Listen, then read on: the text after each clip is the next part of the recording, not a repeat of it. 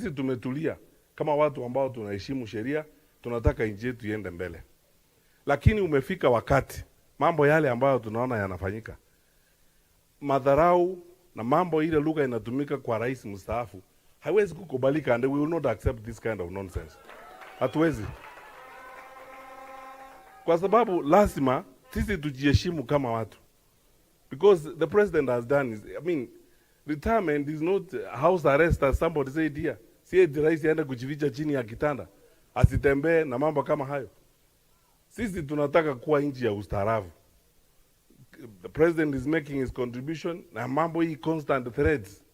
Watu wengine ambao sisi wenyewe, Mheshimiwa Rais umetuambia kwamba tuongoze chama kwa heshima.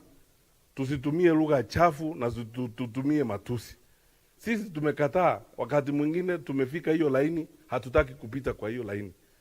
Nimewaambia watu wengine, mnaweza kufikiri ni uoga, lakini sisi tunasema rais akiwa ndio commander in chief wa defense forces wa nchi, kuna lugha mimi siwezi kutumia kwake kwa sababu I respect the soldiers of our country and the men and women in uniform.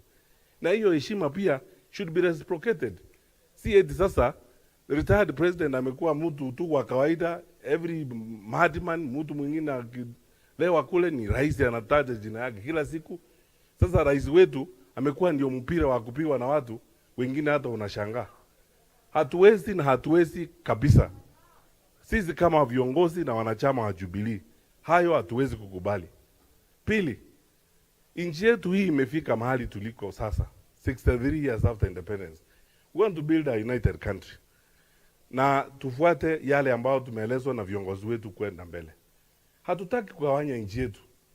Hadharani mchana mtu kwanza kuzungumza maneno eti huwezi kukubali kwa Kikuyu, huwezi kukubali kabila hii, huwezi kukubali. Shida ya nchi yetu sio shida ya Wakikuyu, ama shida ya Wajaluo, ama shida ya Wakamba, ama shida ya Wakisii.